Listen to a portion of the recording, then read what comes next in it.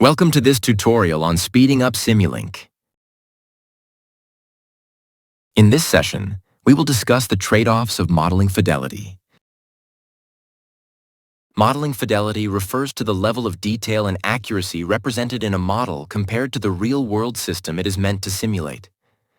A model with high fidelity closely mirrors the physical system's behavior, while a low-fidelity model simplifies certain aspects to improve simulation speed and reduce computational complexity.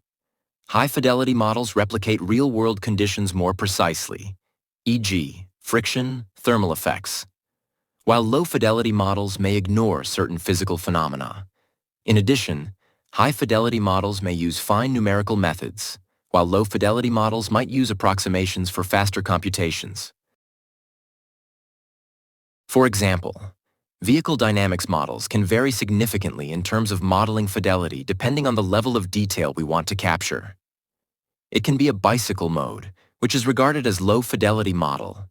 It is often used in early-stage design, control system development, and path planning for autonomous vehicles. It can be a 3-degree of freedom longitudinal model, which is regarded as medium-fidelity model. It can be used in scenarios that involve both longitudinal and lateral dynamics, like high-speed simulations or braking and acceleration studies. It can also be a 6-degree of freedom model, which is regarded as high-fidelity model. It is ideal for full vehicle dynamic simulations, such as crash simulations, detailed ride quality assessments, or high-fidelity handling simulations. Similarly, for flight dynamics model, it can be a kinematics guidance model, 3-degree of freedom model, 6-degree of freedom model, and a custom variable mass 6-degree of freedom, Earth-centered Earth-fixed model. The right model fidelity depends on the objective of the simulation and the available computational resources. For example, early-stage control design might rely on low-fidelity models to quickly evaluate concepts.